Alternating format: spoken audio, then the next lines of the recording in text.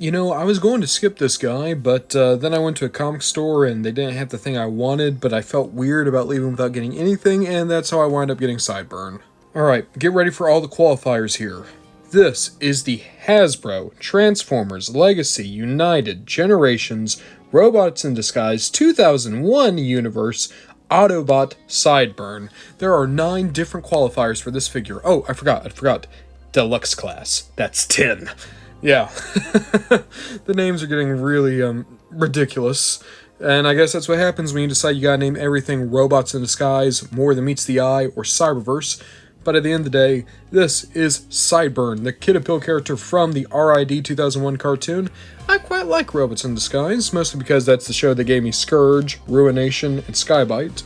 Sideburn, not one of my boys, but hey, he looks pretty cool. Why don't we open him up and take it out? My first thoughts are Sideburn's proportions are really weird. The sad thing is, it's not even inaccurate. That's pretty accurate to both the animation and the toy, because Sideburn was a horrible mess of a toy.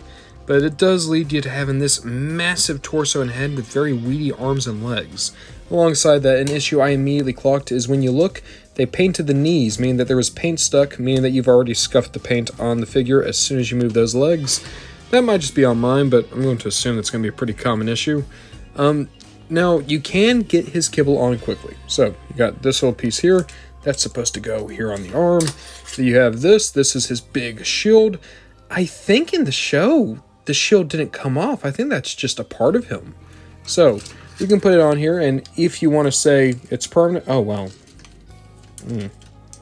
It's actually given some issue because the hinge is so loose, it wants to just immediately accordion in.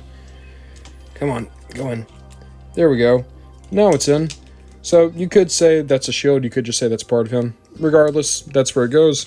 And you have his gun, decent looking gun. And boom, there you are. You have Sideburn as he was intended. As weird as his proportions are, get Sideburn into a good pose and you really can't notice them. If there's one thing I can praise this figure for, you can strike a pose pretty easily. Just taking a look at the boy, you have a ball joint here at the head, go up and down, side to side. You have a very weird joint. You can see his shoulder's actually on the back as opposed to the shoulder, which is how Kingdom Rat Trap worked. But from that, you do have a universal upper arm cut. You have a single jointed elbow that doesn't quite give you the 90. You have a wrist at the swivel. You have a waist, well, really more of a chest joint, I guess, but it works as a waist. You have a universal at the hip. You have upper arm cut, a good single knee, and then you have side to side and back and forth at the foot. So, yeah, overall, you can't really complain about the articulation. It's just the spots are weird. Again, shoulders attached to the back. It's a bit off. It's hard to notice, but it does just feel weird when you're using the joint. The head's solid enough, though. Paint, sculpting, it's definitely one of the more unique head sculpts in all it has, Transformers, but I don't know. It looks better as Shadow Striker, who's supposed to be like a weird Frankenstein of a design. I know that this is still accurate for Sideburn, it's just... it doesn't look good as Sideburn, I guess, because Sideburn's not supposed to be weird sniper dude. He's supposed to be funny Kid Appeal character. This guy looks like he knows what the inside of a dog looks like, and I don't want to question as to why he knows that. Transformation so far is really clever. There's just one problem. You see this? It folds in way too easily. Now, technically, you are able to transform it without removing the shield.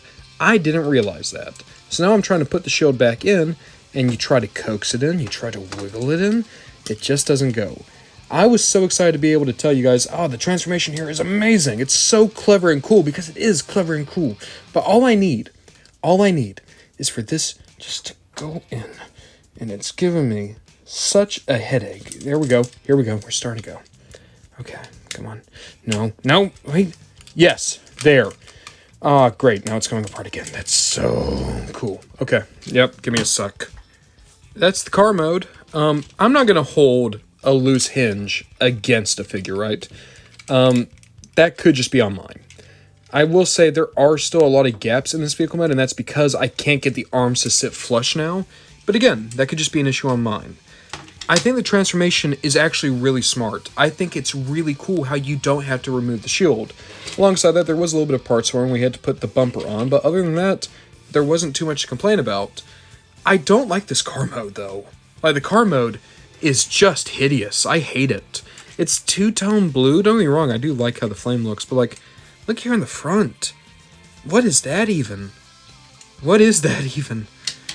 It makes me remember of the BotCon Sideburn, the one that was made using the Hotshot body. What a good toy that was, man. I need to track down that Sideburn. This Sideburn's better than the original Sideburn, mostly because, you know, it's not going to break during transformation, but I don't know. Maybe this design just wasn't meant to be modernized. I don't get it, man. I have Shadow Striker. Shadow Striker is just this figure with a different coat of paint. Like, don't get me wrong, I know this is the second figure to come out, but like, it's clearly Sideburn first, and then was turned into Shadow Striker. That's how the original toys were, that's how these toys were. And the original Shadow Striker toy from Evolution, it wasn't great. I had problems with it, but I still enjoyed it. I thought it still worked. It just doesn't really mesh as well for me as Sideburn. And I honestly think it might be two things, right? One, Shadow Striker has darker colors, so the proportions are hidden by the darker colors. Here, with the whites and blues, you can really see just how odd the limbs look. And then the second part of that really is, I like Cyberverse as a show more than I like RID 2001 as a show. I like Shadow Striker more as a character than I like Sideburn as a character. I do think that there's a huge bit of personal bias on this. And I need to make it clear, this is not a bad figure. It's not as strong as some of the other deluxes we've had recently. Like, this is not a patch on Chromia, Gears, Windblade.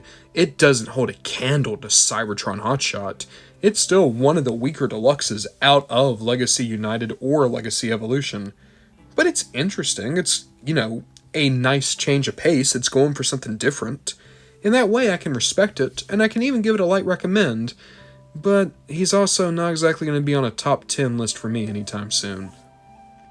And yet, I still hope the next HasLab is RID 2001 Megatron.